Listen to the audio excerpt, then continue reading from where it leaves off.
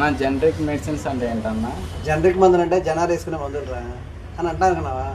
Generic మందులు అంటే ఏంటో ఇప్పుడు వీడియో పెడతా చూడండి మీ అందరూ. ఈ విషయాన్ని జాగ్రత్తగా వినండి.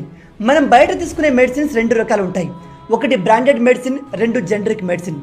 ఈ రెండింటి మధ్య తేడా ఏమిటంటే, ఏదైనా ఒక కంపెనీ కొత్త రకం టాబ్లెట్ని కనిపెట్టినప్పుడు దానిపైన వాళ్లకు సర్వ అధికారాలు ఉండేలాగా 20 సంవత్సరాలకు పేటెంట్ చేయించుకుంటారు. దీనివల్ల వేరే కంపెనీలు ఆ మెడిసిన్ని 20 సంవత్సరాల వరకు తయారు చేయలేరు. దాంతో ఈ కంపెనీ ఆ టాబ్లెట్లను ఎక్కువ ధరకు అమ్ముతుంది. ఎప్పుడైతే 20 సంవత్సరాలు అయిపోతాయో అప్పుడు వేరే కంపెనీలు కూడా ఇదే మెడిసిన్ని తయారు చేయడం మొదలు పెడతాయి.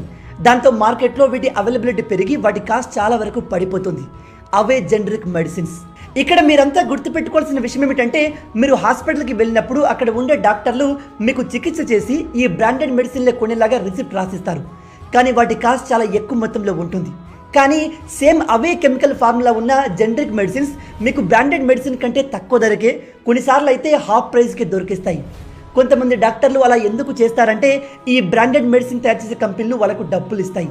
పైగా జనరిక్ అండ్ బ్రాండెడ్ మెడిసిన్ 2 సేమ్గా ఉంటాయి, సేమ్గా పనిచేస్తాయి.